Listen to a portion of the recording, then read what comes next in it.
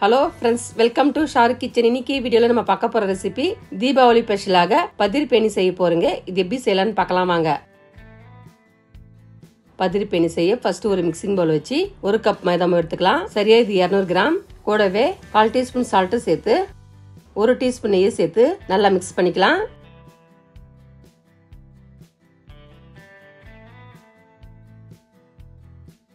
நம்ம மாவு நல்லா நெய் மிக்ஸ் ஆனதும் இப்போ கொஞ்சம் கொஞ்சமா தண்ணியை தெளிச்சு சப்பாத்தி பதத்துக்கு கெட்டியா பிசைஞ்சு எடுத்துக்கலாம்.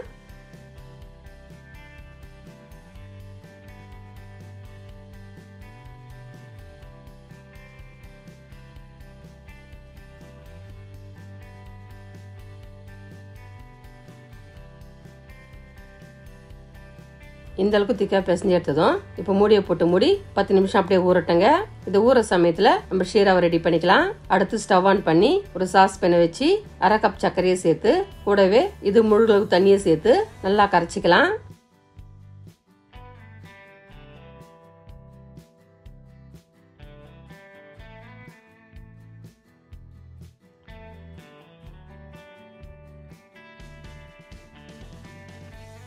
சக்கரை கரைஞ்சதும் 3 ஏலக்காவை தட்டி சேர்த்துக்கலாம்.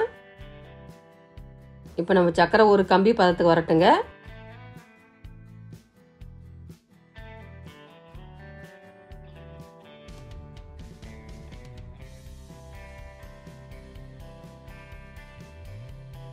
இப்போ எடுத்து காமிக்கிறேன் பாருங்க.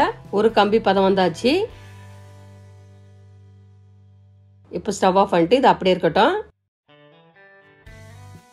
அடுத்து ஒரு சப்பாத்தி கட்டையை வச்சு ஒரு மிக்சிங் பவுல்ல 2 டீஸ்பூன் நெய்யை சேர்த்து கூடவே 1 டீஸ்பூன் மைதா மாவு சேர்த்து நல்லா மிக்ஸ் பண்ணிக்கலாம்.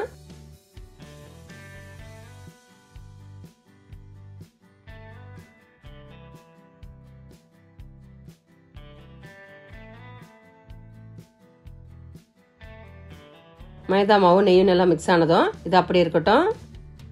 இப்போ நம்ம பிசைஞ்சு வச்ச மாவு நல்லா ஊறி வந்துடுச்சு. இப்போ சின்ன சின்ன உருண்டையா உருட்டி எடுத்துக்கலாம்.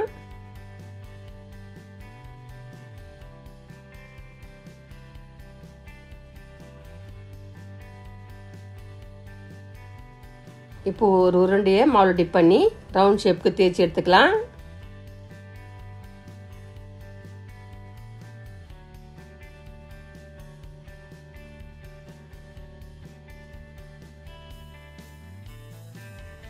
இந்த அளவுக்கு மெலிசா தேய்ச்சி எடுத்ததும் இது பிளேட்டுக்கு மாத்திக்கலாம். இதே மாதிரி எல்லா உருண்டையும் ரெடி பண்ணி எடுத்துக்கலாம்.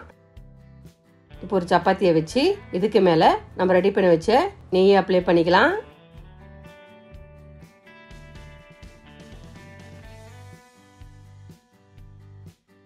ஒவ்வொரு லேயரா இந்த மாதிரி அடுக்கி எல்லா லேயர்லயும் அப்ளை பண்ணிக்கலாம்.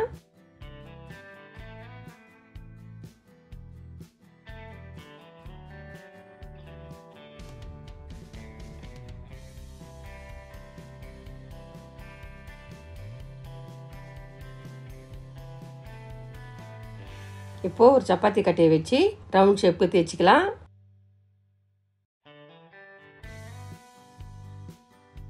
இந்த மாதிரி தேய்ச்சி எடுத்ததும் மீதமுள்ள நெய்யும் அப்ளை பண்ணிக்கலாம்.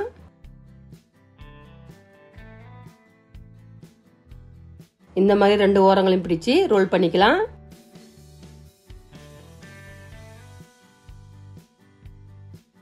இந்த மாதிரி ரோல் பண்ணி எடுத்ததும் ஒரு நைஃபை வச்சு சின்ன சின்ன பீஸா கட் பண்ணிக்கலாம். கட் பண்ண பீஸை இந்த மாதிரி சென்டரா பிரஸ் பண்ணிக்கலாம். இதே மாதிரி எல்லா உருண்டையும் பிரஸ் பண்ணி எடுத்துக்கோங்க.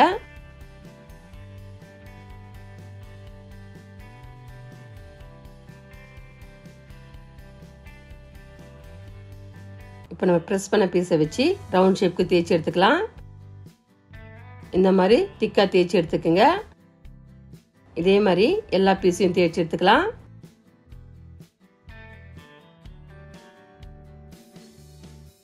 இந்த மாதிரி ரெடியானதும் இது அப்படியே இருக்கட்டும். அடுத்து ஸ்டவ் ஆன் பண்ணி ஒரு பேனை வச்சு பதிரி பேணி பொரிக்க தேவையான எண்ணெயை சேர்த்து எண்ணெய் நல்லா சூடானதும் நம்ம ரெடி பண்ண பூரியை ஒவ்வொன்றா சேர்த்து நல்லா ஃப்ரை பண்ணிக்கலாம். இப்போ ஒரு பக்கம் செவந்ததும் திருப்பி விட்டு 2 பக்கம் செவக்க நல்லா ஃப்ரை பண்ணிக்கலாம். ஃப்ரை பண்ணும்போது ஸ்டவ்வை மீடியம் வச்சு ஃப்ரை பண்ணுங்க.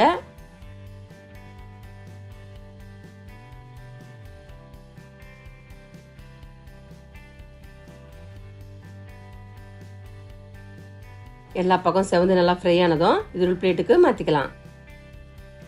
நம்ம ஃப்ரை பண்ண பூரியை சூடா இருக்கும் போதே நம்ம ஷீராவில் டிப் பண்ணி எடுத்துக்கலாம். இப்போ 2 பக்கம் நல்லா திருப்பி விட்டு நல்லா டிப் பண்ணி எடுத்துக்கோங்க. இப்போ ஷீராவில் நல்லா ஃபில்டர் பண்ணிட்டு இது ஒரு பிளேட்டுக்கு மாத்திக்கலாம். இப்போ பாருங்கன்னா பர்ஃபெக்டான பதிரிப்பேணி சூப்பரா ரெடி ஆயிடுச்சு. இது சாப்பிட்ற டேஸ்டாவும் சூப்பரா இருக்குங்க. தீபாவளி அன்னைக்கு 1 கப் மைதா மாவு வச்சு இந்த மாதிரி டேஸ்டா பூரியா செஞ்சு பாருங்க. ரொம்ப டேஸ்டாவும் அட்டகாசமா இருக்குங்க. இந்த டேஸ்டி ரெசிபி வீட்ல ட்ரை பண்ணுங்க. இந்த டேஸ்ட் எப்படி சொல்லிட்டு கமெண்ட் பாக்ஸ்ல கமெண்ட் பண்ணுங்க. இந்த வீடியோ உங்களுக்கு பிடிச்சிருந்தா லைக் பண்ணுங்க, ஷேர் பண்ணுங்க. மறக்காம நம்ம சேனல் சப்ஸ்கிரைப் பண்ணாதுங்க, சப்ஸ்கிரைப் பண்ணுங்க. கூடவே பக்கத்துல பெல் பட்டனை கிளிக் பண்ணுங்க. இதே மாதிரி புது புது ரெசிபி மீண்டும் பார்க்கலாம். தேங்க்ஸ் ஃபார் வாட்சிங். நன்றி, வணக்கம்.